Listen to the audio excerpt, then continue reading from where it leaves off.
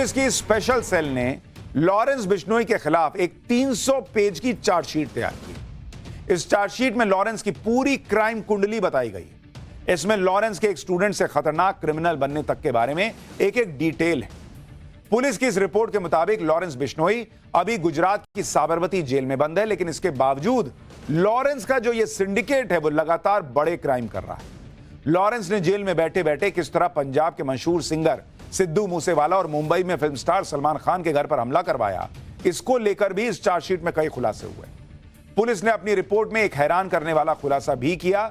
इसमें लॉरेंस बिश्नोई ठीक दाऊद इब्राहिम के तरीके से आगे बढ़ रहा है, इसका भी क्राइम ग्राफ दाऊद की डी कंपनी की तरह ऊपर जा रहा है, यह बताया गया है। इस समय बिश्नोई गैंग के लोग विदेश में बैठकर अपने शूटर से हमले करवा रहे। 90 के दशक में दाऊद भी मुंबई में इसी तरह मर्डर करवाता था। यानी लॉरेंस के क्राइम का साम्राज्य अभी और बढ़ने वाला है, ऐसा पुलिस को लगता है। हालांकि आम लोगों के बीच लॉरेंस बिश्नोई को लेकर अलग अलग राय है। बहुत सारे लोगों को लगता है लॉरेंस बिश्नोई देश के लिए काम कर रहा है, अगर वो पन्नू जैसे लोग, निज्जर जैसे लोगों को टारगेट कर रहा है। दाऊद तो उगा ही करता था सिर्फ। ये चर्चा हो रही है। लेकिन लॉरेंस बिश्नोई के खिलाफ 300 पन्नों की चार्जशीट में पुलिस ने क्या क्या खुलासे किए हैं, अब आपको एक एक करके बताता हूं। लॉरेंस बिश्नोई गैंग में अलग अलग राज्यों के 700 से ज्यादा शूटर हैं। इसमें 300 के करीब शूटर अकेले पंजाब से जुड़े हैं। अपराध की दुनिया में लॉरेंस का नाम गुरुजी भी है और इसकी गैंग का नारा जय बलकारी है। लॉरेंस की गैंग में शूटर्स की भर्ती के लिए सोशल मीडिया प्लेटफॉर्म का इस्तेमाल होता है। इसमें युवाओं को क्राइम की तरफ आकर्षित करने के लिए सोशल मीडिया पर लॉरेंस बिश्नोई की फोटो और वीडियो को वायरल किया जाता है। इसके लिए लॉरेंस बिश्नोई के पेशी पर आने जाने के वीडियो को सोशल मीडिया पर वायरल करवाया जाता है। एनआईए की एक चार्जशीट के मुताबिक बिश्नोई गैंग में रिक्रूट करने के लिए युवाओं को कनाडा या उनके मनचाहे देश में शिफ्ट करवाने की बात भी कही जाती है। एक और खुलासे में यह बात सामने आई कि बिश्नोई गैंग ने साल 2020-21 तक करोड़ों रुपए एक्सटॉर्शन से कमाए और इस पैसे को हवाला के जरिए थाईलैंड और कनाडा भेजा। कुछ साल पहले तक लॉरेंस का गैंग सिर्फ पंजाब तक सीमित, लेकिन इसने अपने शातिर दिमाग से गोल्डी बराड़ के साथ मिलकर हरियाणा, दिल्ली और राजस्थान के अपराधियों से हाथ मिलाया और एक बड़ा गैंग बनाया। सबसे बड़ी बात यह है कि यह सारे गुनाहों की कहानी खुद लॉरेंस बिश्नोई ने बताई। लॉरेंस ने पुलिस को खुद बताया कि गैंग का खर्च चलाने के लिए पैसों की जरूरत थी, इसलिए जेल से ही रंगदारी मांगनी शुरू की। जो पैसे नहीं देता उस पर गोलियां चलवा देता था। यह चाहता था कि चंडीगढ़, पंजाब, राजस्थान, हरियाणा में लॉरेंस गैंग की दहशत हो। सबसे पहले हरियाणा, पंजाब, राजस्थान बॉर्डर के इलाकों में शराब तस्करों को टारगेट किया।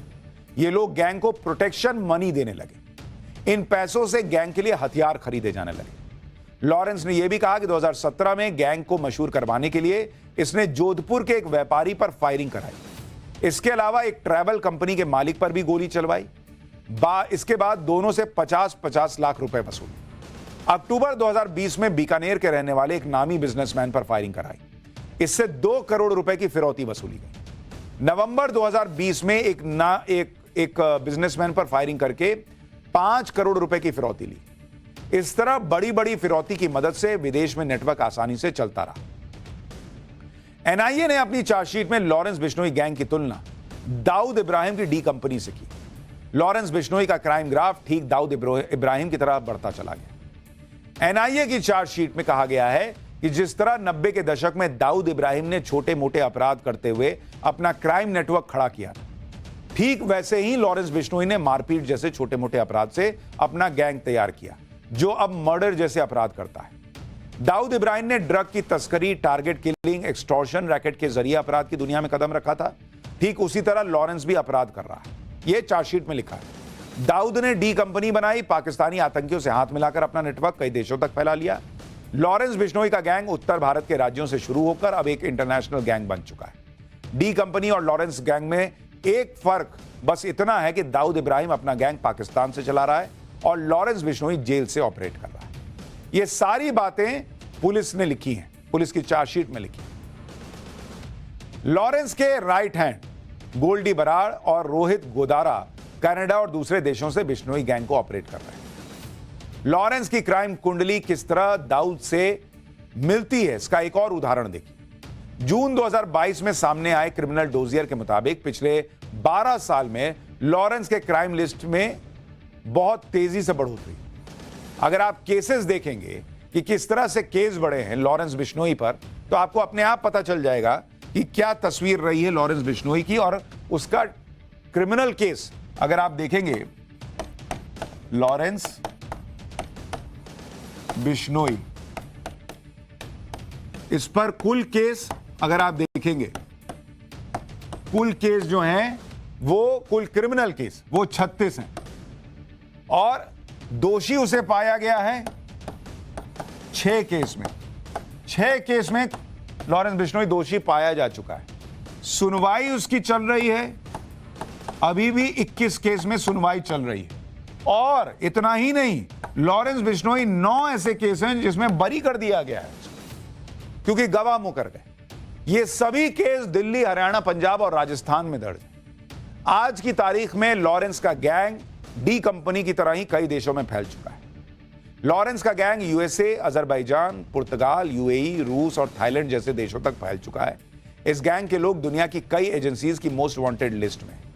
भारत में पंजाब से शुरू हुआ लॉरेंस गैंग उत्तर प्रदेश, हरियाणा, महाराष्ट्र, दिल्ली, राजस्थान और झारखंड तक फैल चुका है। आज की तारीख में लॉरेंस गैंग के पास देश के अलग अलग इलाकों से हथियार पहुंच रहे हैं। इसमें मध्य प्रदेश के अलावा यूपी के मेरठ, मुजफ्फरनगर, अलीगढ़ और बिहार के मुंगेर, खगड़िया से हथियार आते हैं। इतना ही नहीं, पाकिस्तान बॉर्डर पर भी गैंग के पास हथियार पहुंचने की खबरें हैं। पिछले 12 सालों में लॉरेंस गैंग ने अपने कनेक्शन कई देशों के क्रिमिनल से बना लिए। अब आपको वो मर्डर केस भी बताता हूं जिनकी वजह से पूरे देश में लॉरेंस बिश्नोई का नाम अपराध की दुनिया में कुख्यात होता गया। इस लिस्ट में पहला मर्डर मशहूर पंजाबी सिंगर सिद्धू मूसेवाला का था।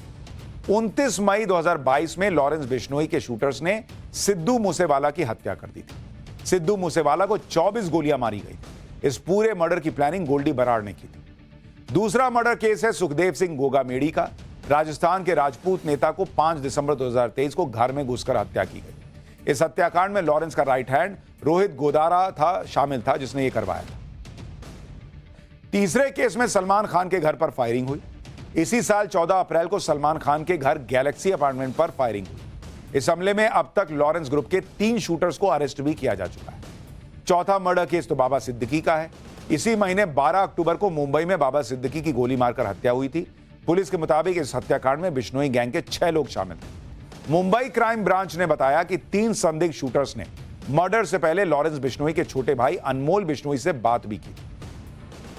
ये तो सिर्फ वो केस हैं जो मीडिया की वजह से चर्चा में आए। इसके अलावा कई ऐसे मर्डर केस हैं जो पुलिस की फाइलों में दर्ज हैं, लेकिन उनकी बहुत ज्यादा चर्चा नहीं। लॉरेंस गैंग के लिए एक बात बहुत मशहूर है कि ये जिसके पीछे पड़ जाता है उसे निपटा कर ही छोड़ता है।